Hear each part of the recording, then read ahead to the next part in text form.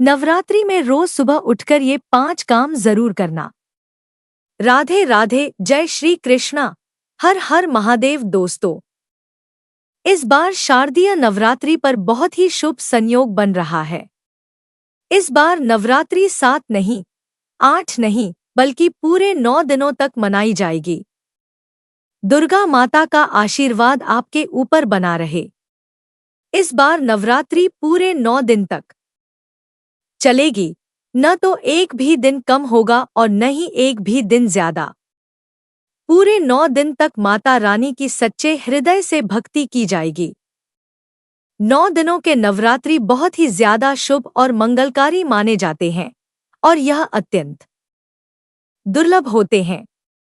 आपको बता दें, इस बार जो शारदीय नवरात्रि है वह 3 अक्टूबर गुरुवार से लेकर 11 अक्टूबर शुक्रवार तक रहने वाली है। यानी कि दुर्गा अष्टमी 10 अक्टूबर गुरुवार को मनाई जाएगी और नवमी 11 अक्टूबर को होगी। 10वीं यानी दशहरा 12 अक्टूबर को मनाया जाएगा और दोस्तों, 11 अक्टूबर को बड़ी श्रद्धा और भक्ति के साथ कन्या पूजन किया जाएगा। आप चाहे तो दुर्गा अष्टमी पर भी कन्या पूजन कर सकते हैं। शारदीय नवरात्रि पर कलश स्थापना का शुभ मुहूर्त 3 अक्टूबर को सुबह 6:01 से 7:02 तक रहेगा। साथ ही अभिजीत शुभ मुहूर्त 11:05 से लेकर दोपहर 12:04 तक होगा। दोस्तों, नवरात्रि का पावन पर्व माता दुर्गा को पूरी तरह से समर्पित होता है और नवदुर्गा को ही शक्ति स्वरूपा कहा जाता है। इस संसार में शक्ति से बढ़कर और कुछ भी नहीं है। भगवान शंकर भी शक्ति के बिना निष्क्रिय हो जाते हैं, अर्थात मृत के समान माने जाते हैं। तो आज की इस वीडियो में हम आपको बताएंगे कि नवरात्रि के दिनों में आप कौन से उपाय करें जिससे आपके जीवन की सभी परेशानियां दूर हो जाएंगी। आपके जीवन से गरीबी, दुख, तकलीफ सब खत्म हो जाएगी और आपकी मनोकामना पूरी होगी। अगर आपने यह वीडियो मिस कर दी तो आपको सारी जिंदगी पछताना पड़ सकता है। दोस्तों, इस वीडियो में हम आपको एक बहुत ही महत्वपूर्ण जानकारी देने वाले हैं। अगर आप इन आने वाली नवरात्रियों में एक विशेष वृक्ष को छूकर आएंगे तो आपके जीवन की सारी परेशानियां खत्म हो जाएंगी। बस आपको उस पेड़ को छूकर आना है, इसलिए इस वीडियो को बिल्कुल भी मिस न करें।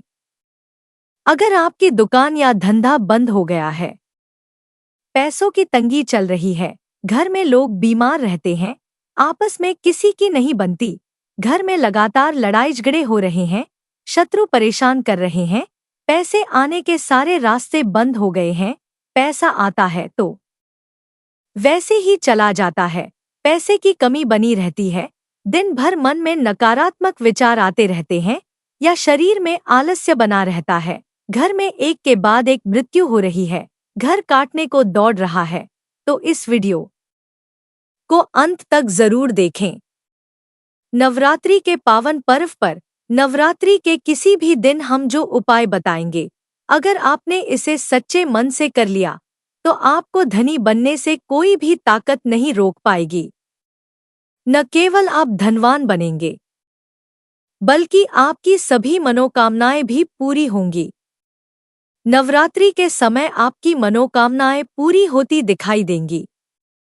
मूर्ख व्यक्ति ही होगा जो इस प्रकार के उपाय को नवरात्रि के समय नहीं करेगा और स्वयं की दरिद्रता को डोट बढ़ावा देगा।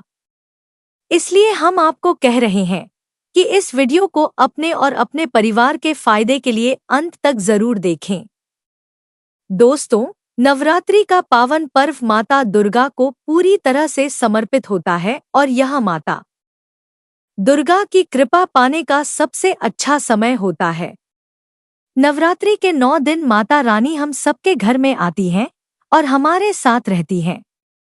इस दौरान समस्त वृक्ष, जड़ी बूटियां और तांत्रिक वस्तुएं माता रानी के आशीर्वाद से पूरित हो जाती हैं। जैसा कि हम जानते हैं, हमारे हिंदू धर्म में वृक्षों को देवी देवताओं का स्वरूप माना गया है। विशेष रूप से नवरात्रि के समय में कुछ विशेष वृक्षों का महत्व कई गुना बढ़ जाता है। यह वृक्ष देवी माँ के रूप माने जाते हैं और इनकी पूजा करने से जीवन की कई समस्याएं समाप्त हो जाती हैं।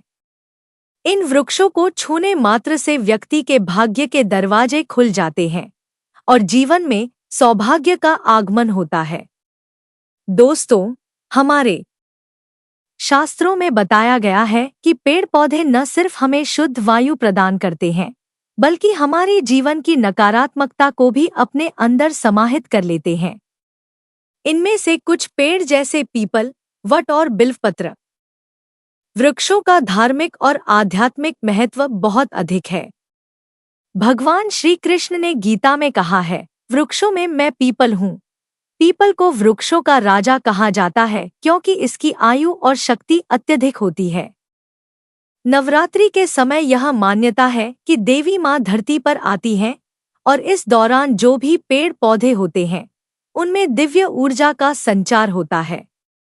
अगर इस समय आप इन विशेष वृक्षों का स्पर्श करते हैं या इनकी पूजा करते हैं तो आपकी सारी परेशानियां समाप्त हो सकती हैं। हमारे शास्त्रों में पेड़ पौधों को बहुत ही गुणकारी कहा गया है। अनेक बीमारियों का उपचार पेड़ पौधों में ही छुपा है, जड़ी बूटियों में ही छुपा है। भगवान श्री कृष्ण ने गीता में स्वयं कहा है कि वृक्षों में पीपल का वृक्ष हूँ। पीपल के वृक्ष को वृक्षों का राजा कहा जाता है क्योंकि पीपल वृक्ष की आयु सबसे ज्यादा होती है। पीपल वृक्ष का सर्वाधिक महत्व पूजा पाठ में होता है। दोस्तों, इसीलिए कृष्ण ने गीता में स्वयं कहा है कि मैं वृक्षों में पीपल का वृक्ष हूँ। तो चलिए आज मैं आप लोगों को नवरात्रि के समय में छुए जाने वाले वृक्ष के बारे में बताऊंगा। दोस्तों, हमारे धर्मशास्त्र में अनेक ऐसे वृक्ष हैं जो कल्याणकारी होते हैं, मंगलकारी होते हैं। अगर इस वृक्ष को छू लेते हैं तो आपकी सभी तरह की परेशानियां, सभी तरह के कष्ट समाप्त हो जाते हैं। खासकर नवरात्रि के समय में इसका असर कई लाख गुना होता है। तो चलिए दोस्तों, अब जानते हैं उन 3 विशेष वृक्षों के बारे में जिनका नवरात्रि के समय में स्पर्श करना अत्यंत शुभ माना गया है। 1. पीपल का वृक्ष। सबसे पहला दिव्य वृक्ष है पीपल का वृक्ष। हमारे शास्त्रों में पीपल के वृक्ष को बहुत ही शक्तिशाली माना गया है। पीपल का वृक्ष न केवल पर्यावरण के लिए लाभकारी होता है, बल्कि इसे धर्म और आध्यात्म में भी विशेष स्थान प्राप्त है। नवरात्रि के दौरान पीपल के वृक्ष की पूजा करने से आपकी सभी मनोकामनाएं पूर्ण होती हैं। पीपल के वृक्ष का उपाय: नवरात्रि के किसी भी दिन शाम के समय पीपल के वृक्ष के पास जाएं। सबसे पहले आपको पीपल के कुछ पत्ते और 5 प्रकार की मिठाइयाँ लेनी हैं। इसके साथ एक तांबे का लोटा जल लेकर पीपल के वृक्ष के पास जाएं। वहां पहुंचने के बाद पीपल के वृक्ष के सामने हाथ जोड़कर अपनी सभी परेशानियों का वर्णन करें। फिर पीपल के जड़ में तांबे के लोटे का जल चढ़ाएं। जल चढ़ाते समय मन ही मन अपनी मनोकामनाओं को दोहराएं। इसके बाद 5 प्रकार की मिठाइयाँ पीपल के पेड़ के नीचे अर्पित कर दें। दोस्तों, यह उपाय बहुत ही प्रभावी माना जाता है। ऐसा करने से माता लक्ष्मी और भगवान नारायण का आशीर्वाद प्राप्त होता है। नवरात्रि के दिनों में यह उपाय करने से आपके जीवन की सभी समस्याएं, विशेष रूप से धन से संबंधित समस्याएं, दूर हो जाएंगी। 2. शमी का वृक्ष। दूसरा दिव्य वृक्ष है शमी का वृक्ष। शमी के वृक्ष को हमारे धर्म में माता जगदम्बा का स्वरूप माना गया है। नवरात्रि के समय में शमी के वृक्ष के नीचे दीप जलाने से व्यक्ति की सभी परेशानियां दूर हो जाती हैं। शमी के वृक्ष का उपाय: नवरात्रि के किसी भी दिन संध्याकाल में शमी के वृक्ष के नीचे जाएं और वहां दीपक जलाएं। आप चाहें तो इस समय लाल चूड़ी भी शमी के वृक्ष पर बांध सकते हैं। यह उपाय विशेष रूप से उन लोगों के लिए है जो सौभाग्य की प्राप्ति और मनोकामनाओं की पूर्ति चाहते हैं। शमी के वृक्ष की जड़ में सिंदूर चढ़ाने से व्यक्ति को आरोग्यता प्राप्त होती है। यदि परिवार का कोई सदस्य बीमार है तो 7 बार सिंदूर को शमी की जड़ में डालने से रोग समाप्त हो जाता है। 3. बेल का वृक्ष। तीसरा दिव्य वृक्ष है बेल का वृक्ष। स्कंद पुराण में कहा गया है कि बेल का वृक्ष माता पार्वती के पसीने से उत्पन्न हुआ है, इसलिए इसे देवी पार्वती का स्वरूप माना जाता है। बेल के वृक्ष की पूजा नवरात्रि के दिनों में विशेष रूप से फलदायक मानी जाती है। बेल के वृक्ष का उपाय। नवरात्रि के दौरान बेल के वृक्ष के नीचे घी का दीपक जलाएं। इसके साथ ही यदि आप बेल के पत्तों पर जय माता दी लिखकर माता दुर्गा को अर्पित करते हैं तो आपकी सभी इच्छाएं पूरी होंगी। इसके अलावा बेल के वृक्ष की जड़ में सिंदूर और तांबे की कोई भी वस्तु चढ़ाने से व्यक्ति की सभी समस्याएं दूर हो जाती हैं। बेल के वृक्ष को छूने से आपकी थकान और सुस्ती भी समाप्त हो जाएगी। 4. परिजात का वृक्ष। चौथा महत्वपूर्ण वृक्ष है परिजात का वृक्ष। यह वृक्ष समुद्र मंथन से उत्पन्न हुआ था और इसे लक्ष्मी का स्वरूप माना जाता है। परिजात के वृक्ष को छूने से शरीर की थकान, पीड़ा और कमजोरी समाप्त हो जाती है। नवरात्रि के समय इस वृक्ष के नीचे घी का दीपक जलाने और सिंदूर चढ़ाने से सभी इच्छाएं पूरी होती हैं। परिजात के वृक्ष की पूजा से लक्ष्मी की कृपा प्राप्त होती है और सभी प्रकार के गृह दोष और अन्य परेशानियां समाप्त हो जाती हैं। लक्ष्मी की कृपा से व्यक्ति के जीवन में समृद्धि आती है और धन धान्य की कमी दूर हो जाती है। दोस्तों, अब इस वीडियो में हम आपको एक और पावरफुल उपाय बताएंगे जो बहुत ही ज्यादा महत्वपूर्ण उपाय है। इस उपाय को करने से आपके जीवन में घंटी तकलीफ खत्म हो जाएगी। आपके जीवन में गरीबी निर्धनता चल रही होगी तो वह भी खत्म हो जाएगी। अगर आपकी दुकान या व्यापार है जो कि धीमा पड़ चुका है, जो पूरा नहीं चल रहा है, तो वह भी चलने लग जाएगा। आपके जीवन से पैसों की किल्लत खत्म हो जाएगी। घर में लोग अगर बीमार रहते हैं तो वह भी बीमारी खत्म हो जाएगी। आपके परिवार में हर एक सदस्य में प्रेम बढ़ता चला जाएगा। शत्रु स्वयं ही आपके जीवन से नष्ट हो जाएंगे। पैसा आने का मार्ग खुल जाएगा, आपके घर में टिकेगा।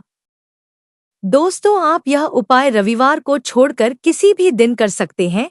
जी हाँ दोस्तों, नवरात्रि का जो रविवार है उस दिन छोड़कर यह उपाय किसी भी दिन कर लीजिएगा। यह उपाय बहुत ही अच्छा है मनोकामना पूर्ति के लिए। बहुत ही ज्यादा पावरफुल उपाय है। इस उपाय से अच्छा लाभ भी देखने को मिला है। कई लोग तो महाधनी और करोड़पति भी बन चुके हैं।